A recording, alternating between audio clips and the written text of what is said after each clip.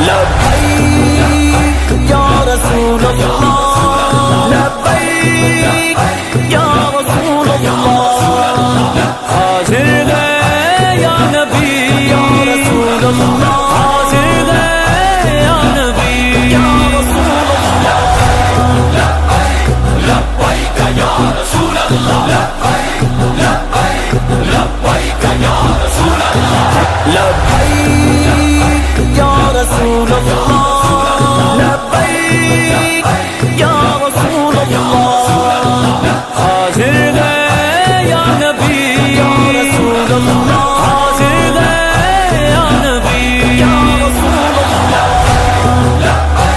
لبیک یا رسول اللہ، لبیک یا رسول اللہ،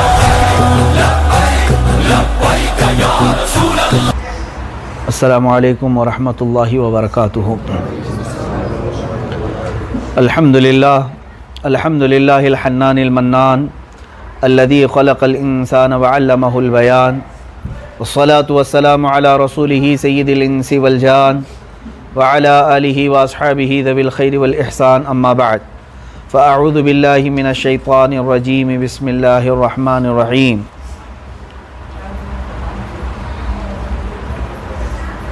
فَلْيَحْذَرِ الَّذِينَ يُخَالِفُونَ عَنْ أَمْرِهِ أَن تُصِيبَهُمْ فِتْنَةٌ أَوْ يُصِيبَهُمْ عَذَابٌ أَلِيمٌ، صدق اللہ مولانا العظیم۔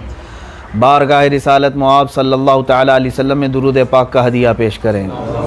اللہم صلی علی سیدنا و مولانا محمد معدن الجود والکرم وآلہ واصحابہ الکرام وابنہ الکریم وبارک وسلم صلاة دائمة سرمدا ابدا۔ عزیزان گرامی وقار، حاضرین عرس مبارک، آج کی ہماری یہ تقریب قطب حلگور سیدی آقائی مولائی حضرت شاہ القادری رضی اللہ تعالیٰ عنہ کے سالانہ عرس کی تقریب ہے، جس میں ہم غلامی کے طور پر حاضری دینے کے لیے حاضر آئے ہیں، اور میرے لیے سعادت کی بات ہے کہ آل رسول، اولاد رسول، چمن فاطمہ کے مہکتے پھول حضرت سیدی حضرت شاہ القادری رضی اللہ تعالیٰ عنہ کی اولاد امجاد میں غلام صمدانی عرف سلطان پیراں اور حضرت سید معین بادشاہ صاحب، اللہ تبارک و تعالیٰ ان دونوں کے اقبال بلند فرمائے، اور حضرت شاہ القادری رضی اللہ تعالیٰ عنہ کی آل میں جتنے بھی سادات ہیں، مولا سب کی عزت میں اور بلندیاں عطا فرمائے۔ ہم بارگاہ حضرت شاہ قادری میں آج حاضر ہیں خراج عقیدت پیش کرنے کے لیے، اور ساتھ ہی آپ سب کو یہ معلوم ہے کہ آج سندل شریف کی تقریب تھی، لیکن حضرت شاہ قادری رضی اللہ تعالیٰ عنہ کی اولاد میں سے حضرت سید غلام صمدانی صاحب نے یہ طے کیا تھا کہ جہاں میرے بابا جان کا عرس ہوگا وہاں میرے نانا جان کی بھی تعریف ہوگی۔ حضرت شاہ قادری کا عرس ہوگا اور بات ناموس رسالت کی بھی ہوگی، اور کیوں نہ ہو، جو کچھ بھی ملا ہے ان کو ہو یا ہم کو ہو، وہ نام رسول سے ملا ہے۔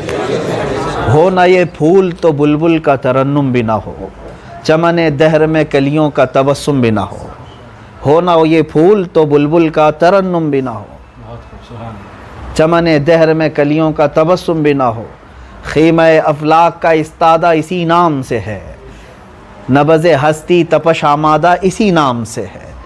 رسول پاک صلی اللہ تعالیٰ علیہ وسلم کے لیے سچ کہا ہے، وہ جو نہ تھے تو کچھ نہ تھا، وہ جو نہ ہو تو کچھ نہ ہو، جان ہے وہ جہان کی، جان ہے تو جہان ہے، جان ہے تو جہان ہے۔ اور بات ہوگی جان کی، رسول کریم صلی اللہ تعالیٰ علیہ وسلم کی آل ہمارے درمیان موجود ہے۔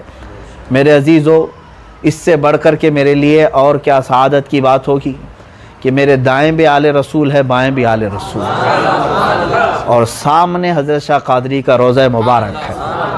جو بات ہوگی انشاءاللہ رسول پاک صلی اللہ تعالیٰ علیہ وسلم کی چوکھٹ سے بات کی جائے گی۔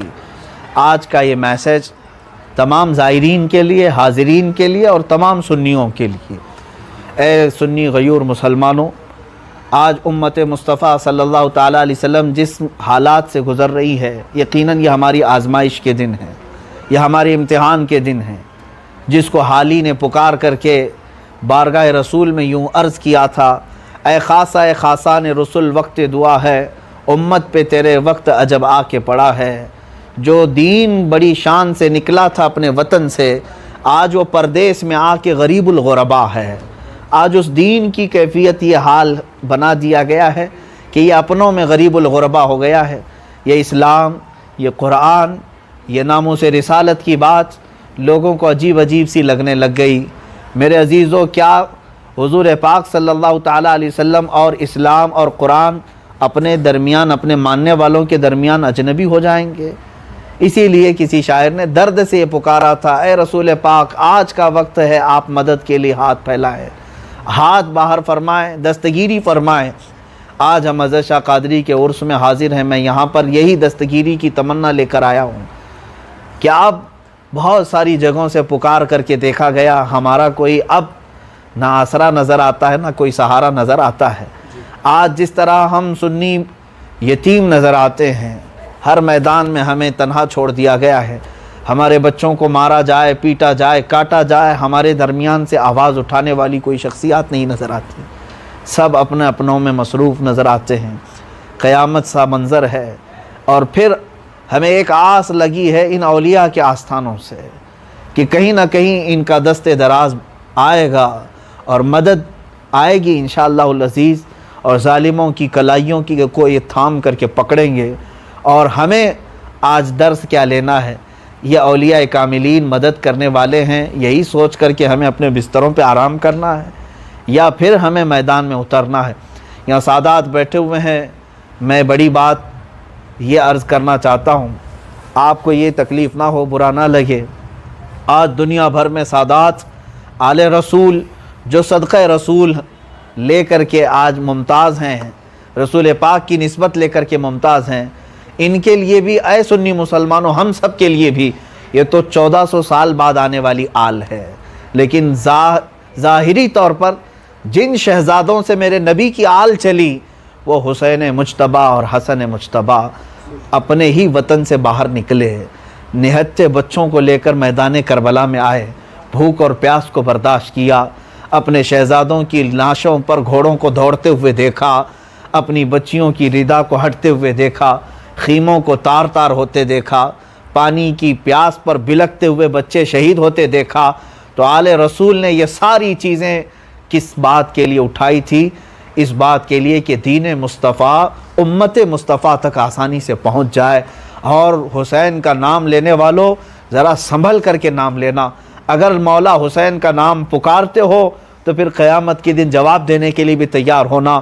حسین اعظم کا اگر سامنا ہو گیا، کہیں وہ تمہارا دامن پکڑ کر کے پوچھ لیں، میں نے تو 6 مہینے کے بچے بھی بارگاہ مصطفیٰ میں لٹا دیے تھے، رب ذوالجلال کی بارگاہ میں نے اپنے جوان بچوں کو بھی پیش کر دیا تھا، تم بتاؤ اے جوانوں، تم نے میرے مصطفیٰ کے نام پر کیا کیا چھوڑا تھا، کیا کیا قربان کیا تھا، تمہارے پاس کیا ہے، ہمارے پاس کیا ہے؟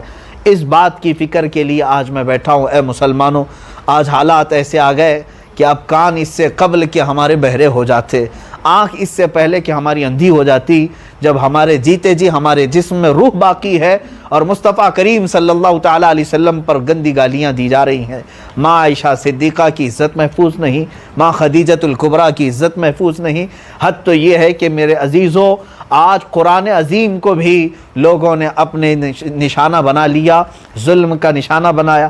حد یہ ہو گئی کہ سپریم کورٹ تک کوئی دریدہ دہن ملعون پہنچ جاتا ہے کتاب اللہ پر انگلی اٹھاتے ہوئے اور الزامات دائر کرتے ہوئے کہ یہ اللہ کی کتاب، اس میں 26 آیتیں ایسی ہیں جو زبردستی داخل کی گئی ہیں، 1400 سالہ اس قرآن پاک کو اس ظالم نے ہلا دیا۔ تم کیا سمجھتے ہو چند ورقوں والی کتاب پر کسی نے ہاتھ اٹھایا ہے؟ نہیں، یہ 250 کروڑ مسلمانوں کے عظیم پلر کو اس نے ہلایا ہے، پورے دین کی چھت کو ڈھانے کی کوشش کی ہے۔ اے غیور مسلمانوں، اب قرآن پاک سے اگر تمہارا واسطہ نہیں رہا تو پھر قرآن پاک بھی تم سے حساب لے گا قیامت کے دن۔ میرے آقا صلی اللہ علیہ وسلم نے سچ فرمایا، جس کے خلاف قرآن کھڑا ہو گیا قیامت کے دن، اس کو پھر جنت میں کوئی نہیں لے جا سکے گا، جنت میں کوئی نہیں لے جا سکے گا، جس کے خلاف قرآن کھڑا ہو گیا۔ اور قرآن نے اگر کہہ دیا کہ مولا میں اسے پہچانتا نہیں، آج ہم نے قرآن پاک کے متعلق، آج میرا یہ میسج اگرچہ عرس مبارکہ کی تقریب میں ہے، لیکن مجھے بتاؤ میرے عزیزو، جس بھی ولی کے آستانے پر ہم عرس منانے کے لیے جائیں گے، ذرا ان کی سیرت اٹھا کر کے دیکھنا، ان کی پوری راتیں قرآن کی تلاوت میں گزرا کرتی تھی۔ یہ ایسے باوقار اولیاء کاملین ہیں جنہوں نے اپنے دفن ہونے کی جگہ پر کئی 100 قرآن ختم کیے، جہاں پر بیٹھے قرآن کو سینے سے لگایا، قرآن کی تعلیمات عام کی۔ آج صرف ہم میلے دیکھنے کے لیے آ گئے، ہم لوگوں کی پبلک دیکھنے کے لیے آ گئے۔ آپ کو معلوم ہے ایک قرآن پاک کی آیت پر لوگوں کے دل بدل جاتے تھے، آج ہم میں سے کس کے دل بدلتے ہیں؟ قرآن سننے کا شوق کس کو رہ گیا ہے؟ شغف کس کو رہ گیا ہے؟ ایک بات میں آج بتانا چاہتا ہوں امت مصطفیٰ کو، جب سے اس ملعون نے، گستاخ رسول نے، گستاخ صحابہ، گستاخ اہل بیت نے سپریم کورٹ میں ایک عرضی داخل کی، لکھنؤ کے ایک دریدہ دہن خبیث صفت گندی نالی کا کیڑا جس کا اسلام سے کوئی تعلق نہیں، اس نے ہلایا تو ضرور ہے، لیکن میں دیکھ رہا ہوں نوجوانوں کو، مسلمانوں کو، دھڑلے سے تم نے اگر سب سے بڑا ہتھیار استعمال کیا ہے تو واٹس ایپ کے ذریعے سے، ہر ایک کا سٹیٹس، ہر ایک کے واٹس ایپ میں سٹوری، تمام چیزیں فیس بک میں یہی شیئر کیا جانے لگا، قرآن کا اللہ حافظ و مددگار ہے۔ سچ کہا، میرے رب نے قرآن میں فرمایا ہے، بے شک ہم نے قرآن کو اتارا اور ہم ہی اس کی حفاظت کریں گے، لیکن تم یہ بات شیئر کر کے کیا اپنی ڈیوٹی سے مکتی چاہتے ہو؟ اللہ نے تو فرما دیا ہے کہ قرآن کی حفاظت ہمارے ذمہ ہے، لیکن کیا تمہیں قرآن نہیں دیا گیا؟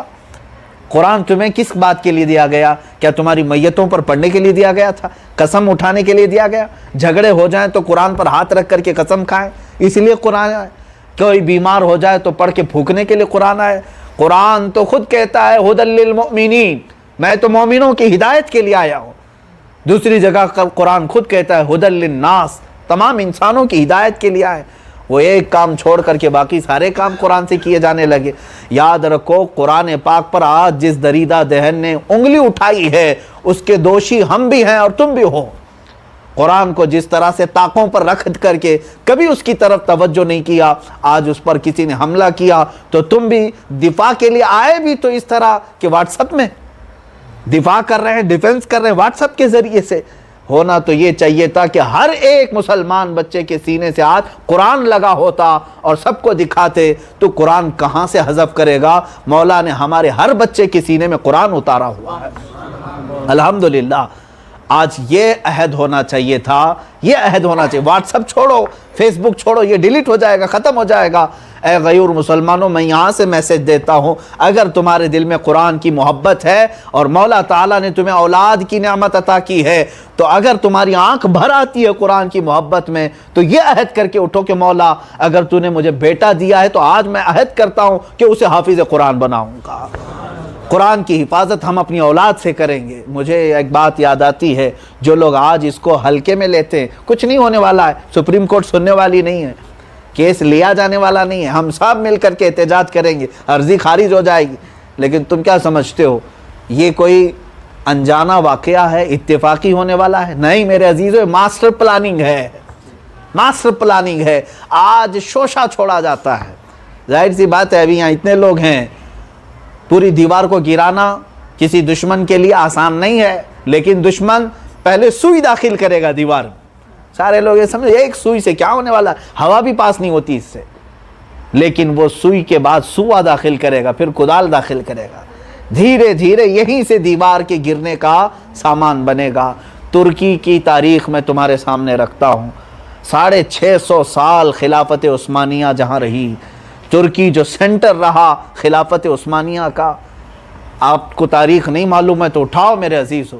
جس وقت خلافت عثمانیہ کا خاتمہ ہوا 1921-1923 کے درمیان، جانتے آپ برطانیہ اور فرانس نے اپنا ایک نمائندہ وہاں پر کھڑا کیا تھا، نام تھا مصطفیٰ کمال بادشاہ، مسلمانوں کے نام سے کھڑا کیا اور اس کو ترکی کا ایک نیا چہرہ بتا کر کے پیش کیا، خلافت ختم کرو، خلافت کا دوبارہ نام نہ لیا جائے، خلافت عثمانیہ ختم کی گئی، ترکی میں جمہوریت آئی، اور سیکولرزم کے نام پر اس پورے ملک کا آئین بنایا گیا، قانون بنایا گیا، سمویدھان بنا، اور مصطفیٰ کمال باشا نام سے ایک ایسے شخص کو لیڈر بنا کر کے پوری ترکی کے عوام کے سامنے کھڑا کیا گیا، جو یہ بات کرتا تھا کہ میں روشن خیال ہوں، میں روشنی کی طرف لے جانے والا ہوں، ہم سے پہلے جتنے تھے وہ دقیانوسی تھے، فنڈامنٹل تھے، وہ بہت زیادہ شدت پسند تھے، ہم آسانی کی طرف لے جائیں گے۔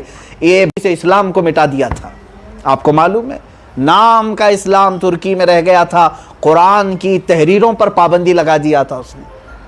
قرآن کا عربی میں لکھا جانا ممنوع تھا ترکی میں 1923 سے 1931 سے لے کر کے پابندی، قرآن کی تعلیم نہیں دی جا سکتی تھی، مدارس بند ہو گئے تھے، کئی مسجدوں سے اس نے اذان کو ختم کرایا تھا کہ وائس پولیوشن کی ضرورت نہیں ہے، اور یہاں تک کہ اذان دینے پر کئی لوگ شہید ہوئے ہیں ترکی میں۔ اس زمانے سے لے کر جب یہ کام شروع ہوا 80 سال تک ترکی والے قرآن پڑھنے کے لیے ترس گئے تھے۔ تم کیا سمجھتے ہو قرآن کو اللہ تعالیٰ نے یہ وعدہ فرمایا ہے، اللہ حفاظت فرمایا، بے شک صبح قیامت تک قرآن رہے گا، لیکن اے ہندی مسلمانوں اگر تمہارے درمیان سے اللہ نے قرآن کو اٹھا لیا تو اس سے بڑھ کر کے ہمارے لیے لعنت اور کچھ نہیں ہو سکتی، اس سے بڑھ کر کے ہمارے لیے منحوسیت اور محرومیت کیا ہو سکتی ہے؟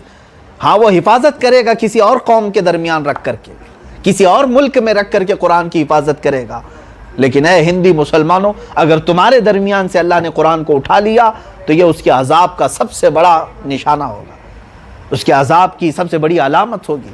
اسی لیے میں بتا رہا ہوں 80 سال تک ترکی کی تاریخ میں قرآن غائب رکھا گیا، رسم الخط مٹایا گیا، عربی میں لکھنا مشکل۔ آج بھی ترکیوں کے نام دیکھیں آپ، محمد کو محمد کہتے ہیں، بہت ساری چیزیں بدلی ہوئی ہیں، ان کی اپنی لینگویج ٹرکش لینگویج کو رواج دیا گیا، عربی کو ختم کیا گیا۔ وہ تو آپ جا کر کے کسی مرد مجاہد کو اللہ نے دوبارہ وہاں پر پیدا فرمایا، جس نے پھر دوبارہ اسلام کی طرف ترکی کو گامزن کیا، اللہ اسے سلامت رکھے۔ میرے عزیزو 80 سال تک وہاں پر مشائخ بھی موجود رہے، علماء بھی تھے۔ جانتے میں خود ایک عالم سے ملا ہوں جو رو کر کے ہمیں بتائے تھے مدینہ طیبہ میں کہ ایسے حالات بھی ہم نے دیکھے کہ فوجی اتنی سختی کرتے تھے قرآن پڑھانے پر کہ سیدھے پھانسی پر لے جاتے تھے، غائب کر دیتے تھے، کسی کو پتہ بھی نہیں چلتا کہ فلاں مولانا کہاں چلے گئے۔ اور ہم نے قرآن کو پڑھایا ہے کھیتوں میں بیٹھ کر کے، لمبی فصلوں کے کھیت ہوتے تھے، پھلیوں کے کھیت ہوتے تھے، کھیت کے اندر 5-6 بچوں کو ہم بٹھاتے اور ان جھاڑیوں میں چھپ کر کے ہم حافظ قرآن بناتے تھے۔ ایک عالم ایسے بھی ملے جنہوں نے یہ بتایا کہ چائے کے ہوٹل میں ہم کام کرتے تھے، عالم ہیں، حافظ ہیں، چائے کے ہوٹل میں کام کرتے تھے صرف اس لیے کہ مدرسے میں پڑھانے پر پابندی تھی۔ چائے کے کٹے پر، سٹال پر 4-5 نوجوانوں کو بٹھاتے تھے اور چائے بناتے بناتے ہم ان کو حفظ قرآن کراتے تھے۔ ہمارے لیے یہ تک حالات آ گئے تھے، ہم نے چائے بناتے ہوئے لوگوں کو قرآن پڑھایا، کھیت میں چھپا کر کے بچوں کو قرآن پڑھایا۔ اے مسلمانوں آپ کیا سمجھتے ہیں آج اللہ تعالیٰ نے جو تمہارے پاس آزادی رکھی ہے، تم آج قرآن اٹھا سکتے ہو، پڑھ سکتے ہو، چوم سکتے ہو، چھو سکتے ہو، مسجدوں میں رکھے ہو، محرابوں میں رکھے ہو، آج تمہارے پاس کھل کر کے یہ نعمت موجود ہے، لیکن دل پر ہاتھ رکھ کر کے بتاؤ اے مسلمانوں تمہارا کتنی مرتبہ قرآن کی طرف ہاتھ گیا اور کتنی مرتبہ تمہارا موبائل کی طرف ہاتھ گیا؟ یہ انصاف کر کے بتاؤ۔ جہاں تمہاری گھنٹی بجی، میسج آیا کسی دوست کا، 5 منٹ تم نہیں چھوڑتے، فوراً واٹس ایپ دیکھنا ہے کس کا میسج آیا ہے، فیس بک دیکھنا ہے کس کا میسج آیا ہے، کیا نئی سٹوری ہے۔ تم ہر 5 منٹ پر ایرے غیرے کا میسج چیک کرتے ہو۔ برسوں ہو گئے اللہ نے جو تمہیں میسج دیا ایک بار بھی چیک نہیں کرتے قرآن میں۔ قرآن کیا ہے؟ بندوں کے لیے اللہ کا میسج ہے، اللہ کی طرف سے آیا ہوا پیغام ہے۔ کیا قرآن پڑھ کر کے آپ نے نہیں دیکھا؟ ہر بار رب تعالیٰ نے پکار کر کے کہا یا ایھا الذین آمنو، یا ایھا الذین آمنو، اے ایمان والو، اے ایمان والو۔ وہ رب ذوالجلال کس کو پکار رہا ہے؟ تمہیں پکار رہا ہے، ایمان والوں کو پکار رہا ہے۔ باز آ جاؤ۔ اسی لیے شاعر نے بہت اچھے انداز میں کہا تھا وہ زمانے میں معزز تھے مسلمان ہو کر، آج ہم خوار ہوئے ہیں تاریک قرآن ہو کر۔ درس قرآن اگر ہم نے نہ بھلایا ہوتا، یہ زمانے نے زمانہ نہ دکھایا ہوتا۔ آج جو زمانہ ہمیں دکھا رہا ہے قرآن کو پسے پشت ڈالنے کی وجہ سے، قرآن کے ساتھ ہمارا لگاؤ کتنا رہ گیا۔ میں اب تیکھے جملے اگر کہہ رہا ہوں تو معاف کریں مجھے، سارے خانقاہوں والوں کو یا پھر جو طریقت کی بات کرتے ہیں ان سب سے بھی میں گزارش کروں گا، اللہ کا کلام تمہارے پاس ہے، قرآن مقدس۔ مجھے بتاؤ دنیا میں اس سے بڑھ کر کے کوئی کتاب اتری، اس سے بڑھ کر کے کوئی کتاب آئی؟ تمہارا عقیدہ کیا ہے اے گروہ علماء، گروہ مرشدین، جتنے علماء، صوفیاء، پیرانہ نظام ہے، بتاؤ مجھے کہ قرآن سے بڑھ کر کے کوئی کتاب آئی؟ آپ نے اپنی محفلوں میں قوالی کو تو بہت رواج دیا، قرآن کی قرات کو کیوں نہیں رواج دیا؟ مجھے افسوس ہوتا ہے اس بات کا، ہم نے واقعات میں پڑھا ہے اونٹوں پر بیٹھ کر کے جو تجارت کے لیے جایا کرتے تھے مکہ کے تاجر، مکہ سے نکل کر بغداد پہنچنے تک اونٹ پر ایک قاری قرآن تلاوت کرتا جاتا تھا، سفر میں ایک لمحہ بھی وہ خاموش نہیں رہتا تھا، ان کو ہدی خان کہا جاتا ہے قرآن پر۔ اچھا آپ کو یہ بھی معلوم ہے قرات کا کورس کیا ہوگا کوئی قاری تو اسے یہ بھی معلوم ہوگا ایک رکبی لہجہ ہے، قرآن پڑھنے کا ایک لہجہ ہے، رکبی لہجے میں پڑھا جاتا ہے، اور مصر میں اس کو پڑھا جاتا ہے۔ وہ لہجہ کیا ہے؟ وہ قاری قرآن جو اونٹ پر بیٹھ کر کے تلاوت کرتے تھے ان کا لہجہ آج بھی پڑھایا جاتا ہے۔ کیوں پڑھتے جاتے تھے؟ سفر میں ایک سفر ایسا بھی میں بتاؤں، قاری قرآن پڑھتا ہوا بغداد کی سرحدوں میں داخل ہو رہا تھا۔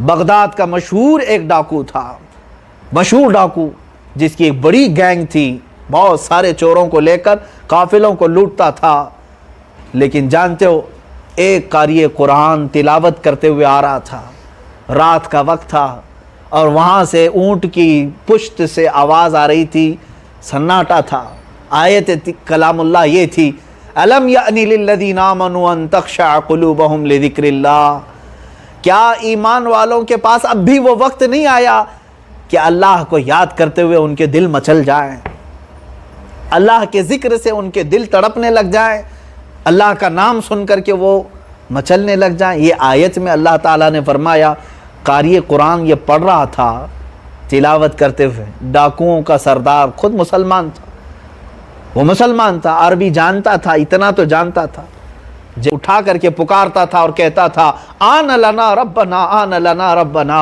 اے میرے رب اب وہ وقت آ گیا ہے، اب وہ وقت آ گیا ہے، میں نے تیرا کلام سنا ہے، اب دل بے چین ہو رہا ہے، دل مچل رہا ہے۔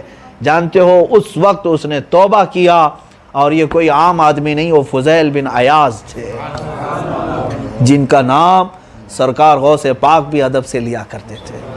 فضیل بن عیاض رضی اللہ تعالیٰ یہ اس قدر مشہور اور معروف بزرگ ہیں کہ جن کے متعلق حبیب اعجمی رحمۃ اللہ تعالیٰ علیہ نے اور کئی مشائخ نے کہا ہے کہ اگر دعا قبول نہ ہوتی ہو تو فضیل بن عیاض کا نام لو، اللہ جلدی دعا قبول کرتا ہے۔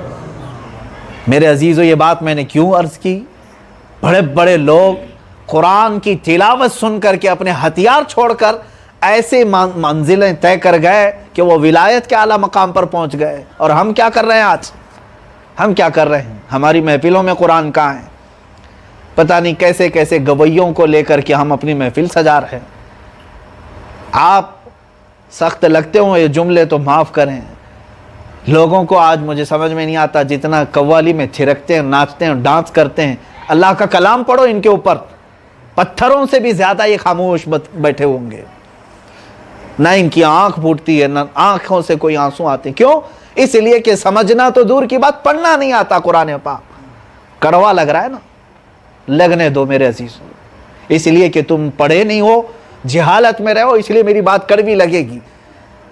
نعت رسول کا اپنا مقام ضرور ہے، تم جت قدر گنگناتے ہو ان سب کا مقام ضرور ہے، لیکن اللہ کے کلام کا مقام کچھ اور ہے۔ اللہ کا کلام ہے، اس تک کوئی کلام نہیں پہنچ سکتا، کسی کا کلام نہیں پہنچ سکتا۔ اللہ کا کلام سب سے اول درجے پر ہے۔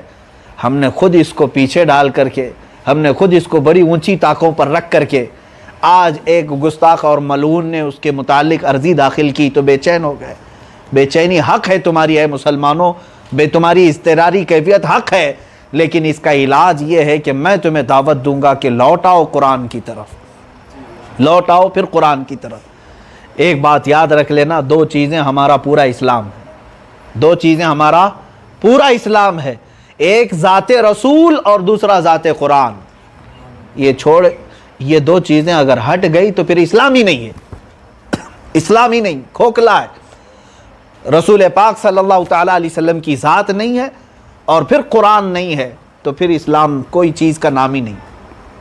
قرآن میں اللہ نے فرمایا قد جاءکم من اللہ نور و کتاب مبین، تحقیق کہ تمہارے پاس اللہ کا نور آیا اور ایک روشن کتاب آئی۔ اللہ کا نور کیا ہے؟ ہر سنی مسلمان جانتا ہے محمد الرسول اللہ کی ذات۔ اللہ کا نور کیا ہے؟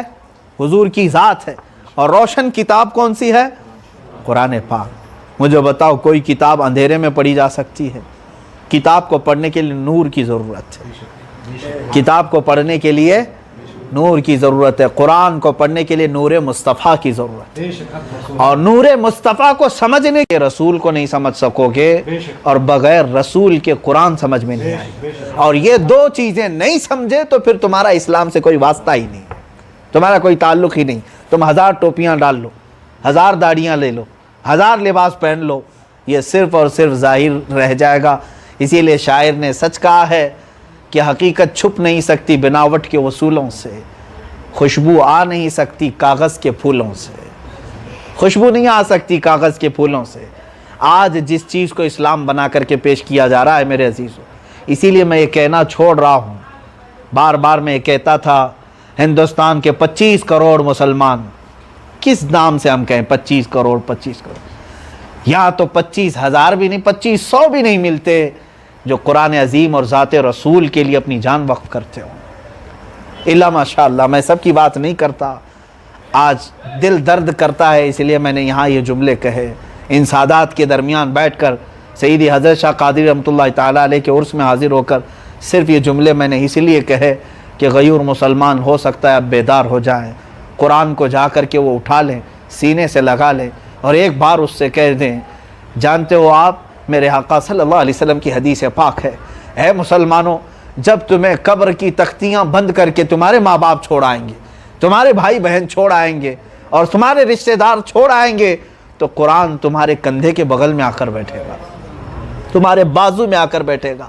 اگر تم قرآن سے رشتہ دنیا میں رکھتے تھے تو قرآن تمہاری قبر میں آئے گا اور تمہیں پکار کر کہے گا کا حق نبھاؤں گا، تیری دوستی کا حق نبھاؤں گا۔ جس نے قرآن کو رفیق بنایا دنیا میں، یہ قرآن اس کی قبر میں اسے تنہا نہیں چھوڑتا۔ ایسے عظیم ساتھی کو ہم نے آج تنہا کیا ہے، ایسے عظیم رفیق کو ہم نے طاقوں پر رکھ دیا ہے، اور پتہ نہیں کیسے بدماش اوباش لوگوں کو اپنا جان سے قریب دوست بنایا ہے، جو تمہاری قبر پر مٹی ڈال کر کے پڑھ کر کے آئیں گے، تمہارے کفن کو میلا کر کے آ جائیں گے، ان کے لیے ہم جان دینے کی بات کرتے ہیں۔ مجھے بتاؤ جن لوگوں کی پیروی کرتے ہو اے مسلمانوں، ان میں سے کون تمہاری قبر میں آنے والا ہے؟ ایک حدیث تو ملتی ہے کہ قرآن تمہارا رفیق بن کر کے قیامت تک اجالا دیتا رہے گا، قیامت تک اجالا دیتا رہے گا، تمہاری قبر کو اندھیرا ہونے نہیں دے گا جس نے قرآن سے دوستی کی۔ صاف حدیث میں گیا، لیکن یہ حدیث میں یہ ہے کہ جو خود پڑھتا تھا سورہ ملک، جیسے ہی وہ قبر میں جائے گا ساری اندھیریاں چھٹ جائیں گی، سورہ ملک تنہا اسے پورا روشن کر کے رکھے گا۔ قرآن کی ایک سورے کے بارے میں ہے، ایک تو قرآن تمہاری قبر میں تمہاری دوستی نبھانے کے لیے آئے گا، دوسری ذات کون سی ہے تم سب کو معلوم ہے میرے عزیزوں، تم سب کو معلوم ہے، قبروں میں کوئی بھی دوسری صورت نہیں دکھائی جائے گی سوائے رسول اللہ کے، میرے آقا صلی اللہ تعالیٰ علیہ وسلم کے لیے۔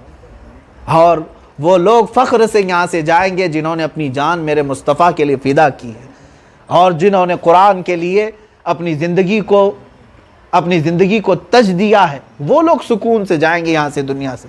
ورنہ آپ یہ سمجھ لیں جنازے سب کے پھولوں سے سج کر کے جاتے ہیں، لیکن کسی کو معلوم نہیں کہ یہ پھول کب انگارے بن جائیں۔ جنازے سب کے یہاں سے سج کر کے جاتے ہیں، اس کے بعد ہم میں سے کسی کو نہیں معلوم، 1000 چوڑی قبریں ہو جائیں لیکن کس کو قبر کی دیواریں دبا رہی ہم میں سے کسی کو نہیں معلوم۔ لیکن اتنی بات ضرور معلوم ہے کہ جو رسول کریم صلی اللہ علیہ وسلم کے لیے دنیا میں جیتا تھا اور جو قرآن کو اٹھایا تھا، وہ قبر میں جاتے ہی الحمدللہ دولہے کی شکل میں سوئے رہے گا، اس کے لیے دلہا کہا گیا ہے، اور جنتی لطف وہ اٹھائے گا اور کھڑکیاں اس کے لیے جنت کی کھولی جائیں گی۔ اے مسلمانوں کے ساتھ پوچھتا ہوں، بڑے درد دل کے ساتھ پوچھتا ہوں، اے مسلمانوں مجھے بتاؤ، کیا میرے نبی کونین صلی اللہ علیہ وسلم کا اتنا بھی حق نہیں رہ گیا؟ آج حضور کا اتنا بھی حق نہیں رہ گیا کہ تم رسول پاک کا اب اتنا حق نہیں ہے کہ تم اپنے نبی کے لیے اپنی جوانی قربان کرو، اپنے آقا صلی اللہ تعالیٰ علیہ وسلم کے لیے کچھ گناہ کو چھوڑو؟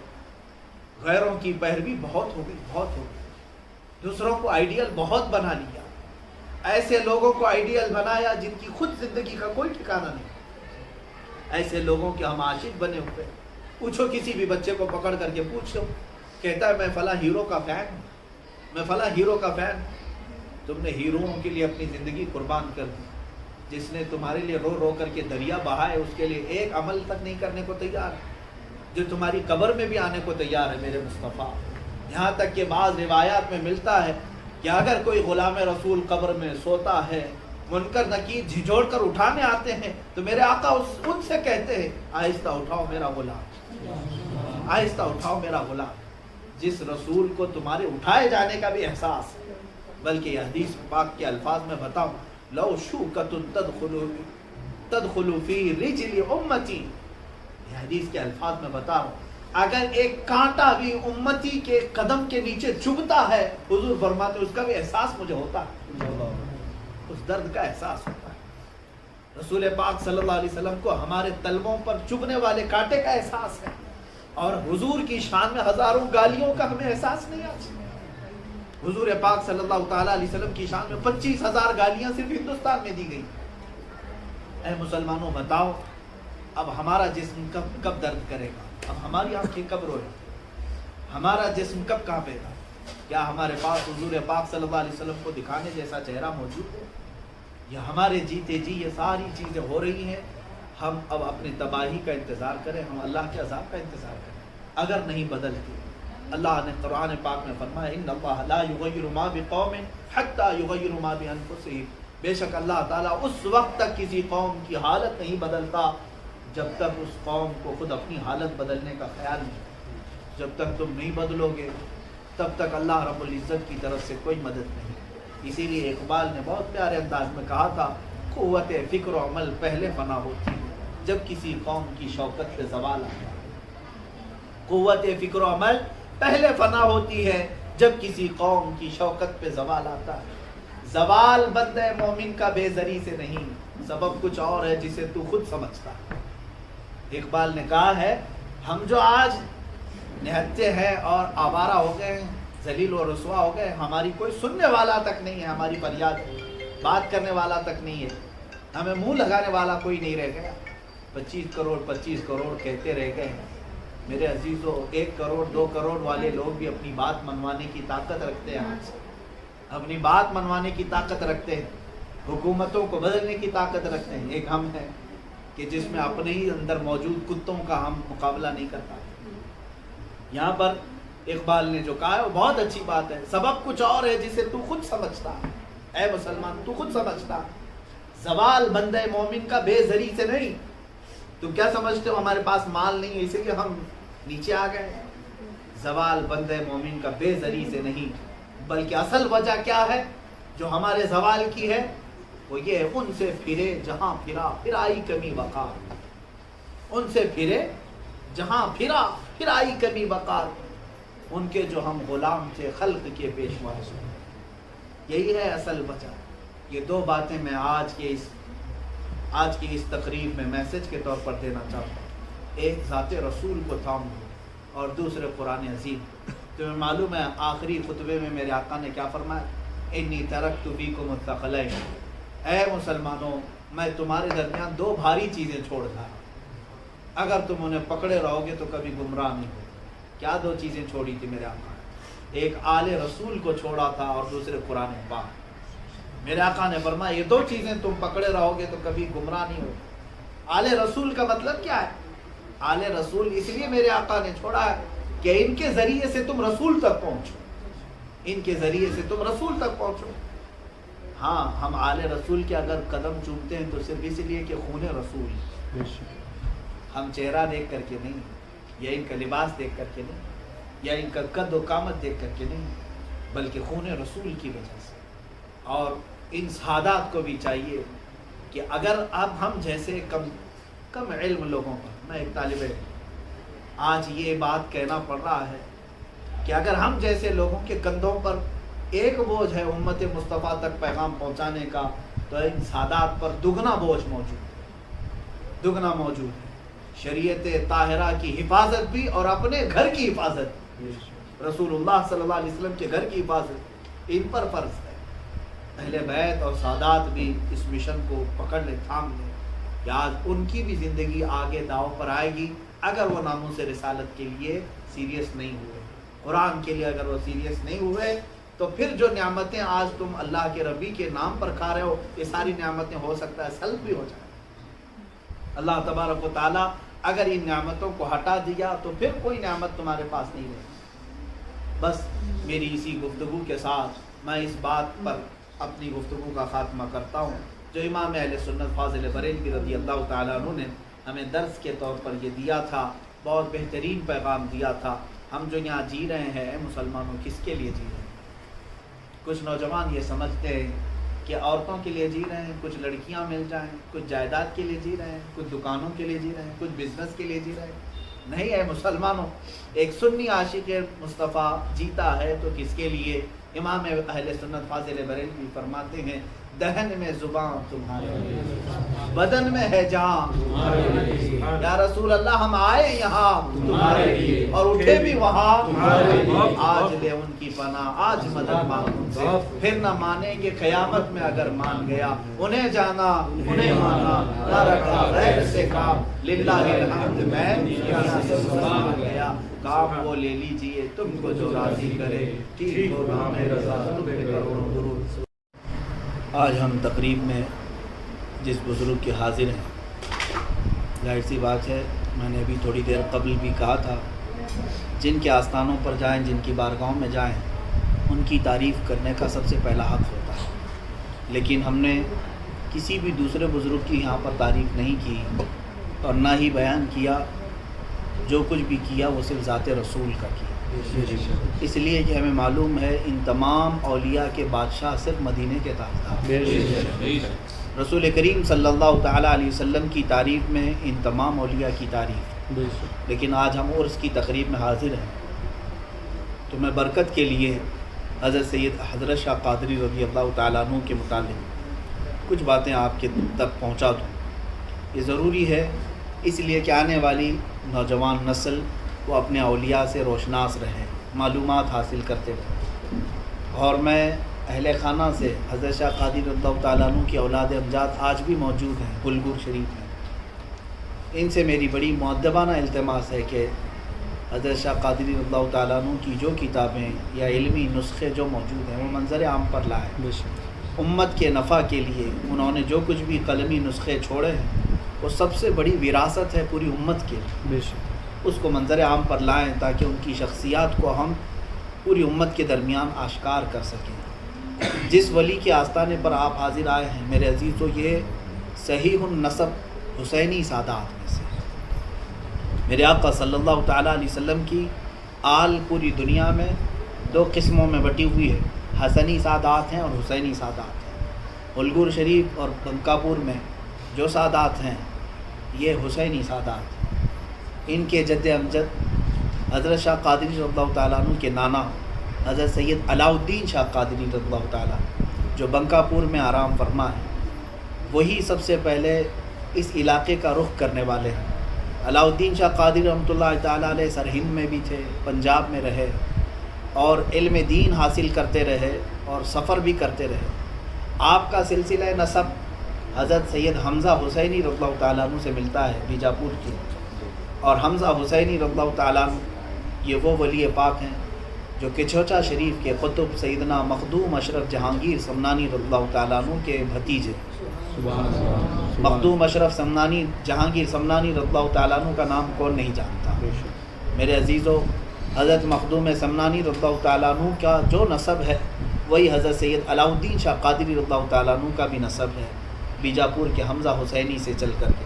حضرت شاہ قادری رضی اللہ تعالیٰ عنہ کا بھی اگرچہ یہ نواسے ہیں علاء الدین شاہ قادری کے، لیکن ان کے جو والد پاک ہیں وہ بھی بیجاپور کے ہی آستانہ حمزہ حسینی سے ہی وابستہ ہے. تو آپ کا نسب ماں کی طرف سے بھی اور باپ کی طرف سے بھی، دونوں طرف سے بھی حسینی سادات سے. حضرت شاہ قادری رضی اللہ تعالیٰ یہ وہ منفرد ولی ہیں جو اپنی ماں کے پیٹ سے پیدا ہوئے تو اسی دن ان کی ماں کا انتقال ہوا. علاؤ الدین شاہ قادری رضی اللہ تعالیٰ عنہ بنکاپور میں جب تھے آپ کا انتقال ہوا، ان کے فوراً بعد آپ کی زوجہ محترمہ کا انتقال ہوا. اور اس غم میں جو علاؤ الدین شاہ قادری کی بیٹی تھیں وہ بیجاپور سے آئیں، حمل سے تھیں، بڑا سخت سفر کر کے آئی تھیں اور یہاں آنے کے بعد غم سے نڈھال ہو گئی. ماں باپ کی دونوں کی رحلت ہو چکی تھی، ماں کا بھی انتقال ہوا، باپ کا بھی انتقال ہوا. اس غم میں بچے کی ولادت تو ہوئی جو حضرت شاہ قادری جن کے عرس میں آپ آئے ہیں، لیکن وہ غم سے نبرد آزما نہ ہو سکی. اس کے بعد فوراً آپ کا انتقال ہو گیا. حضرت شاہ قادری رضی اللہ تعالیٰ عنہ کی والدہ بی بی ولیمہ، ان کے انتقال کے بعد ان کا مزار بھی بنکاپور میں ہے. بچے تھے، یہ 1 دن کے بچے تھے اور پرورش کے لیے 2 دن تک کسی نے خیال بھی نہیں کیا آپ کی طرف سے، کیونکہ غم کا ماحول ایسا تھا، سب غم میں نڈھال تھے.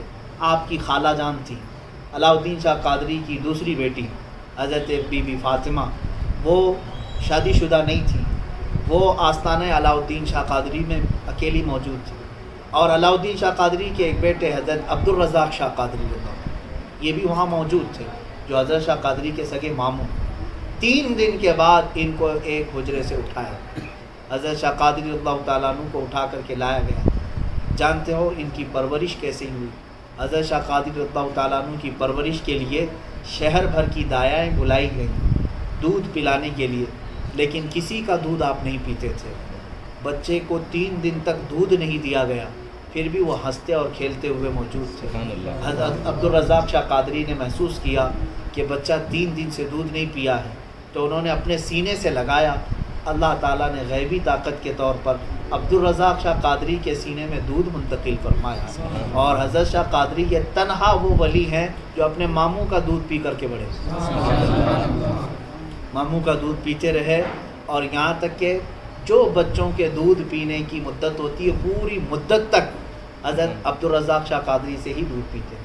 ایسا نہیں کہ عبدالرزاق شاہ قادری رحمۃ اللہ علیہ کے سینے میں کوئی زنانہ چیز تھی، نہیں، بالکل نہیں. وہ مکمل مرد تھے، لیکن جب آپ کو دودھ کی طلب ہوتی اللہ غیب سے ان کے سینے میں دودھ داخل کرتے. اور یہ کرامت دیکھ کر کے وہاں شہر کی کئی دایائیں ایمان لے آئیں جو غیر مسلم تھی، کافرہ تھی.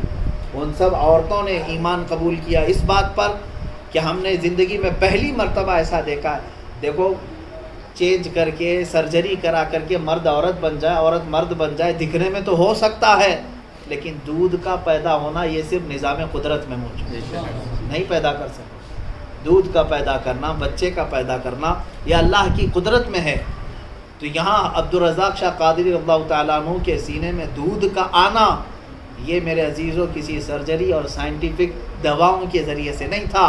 یہ صرف اور صرف اللہ کے ایک ولی کو غذا پہنچانے کے لیے، وہ بھی ایک انوکھی تربیت کے لیے، کہ جس کی ماں کا پہلے دن انتقال ہو جائے تو کوئی یہ نہ سمجھے کہ بچوں کی پرورش کے لیے صرف ماں ہی ہوتی ہے، عورت کا ہونا ہی ضروری ہے.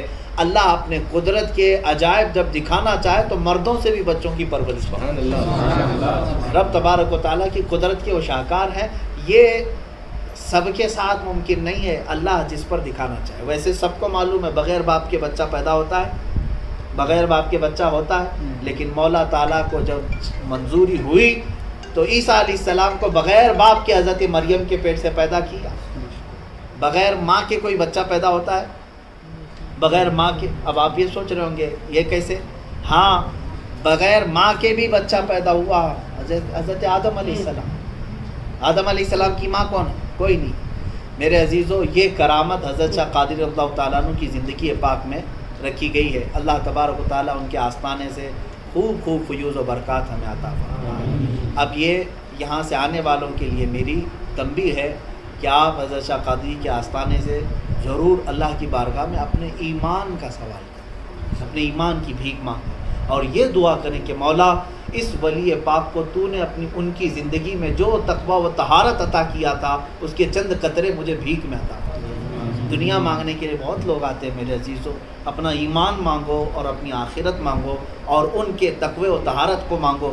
اگر یہ دعا قبول ہو گئی تو انشاءاللہ ہمارا حشر بھی حضرت شاہ قادری کے ساتھ ہوگا. جو دنیا میں جس سے محبت کرتا ہے قیامت کے دن وہ اسی کے ساتھ اٹھایا جائے.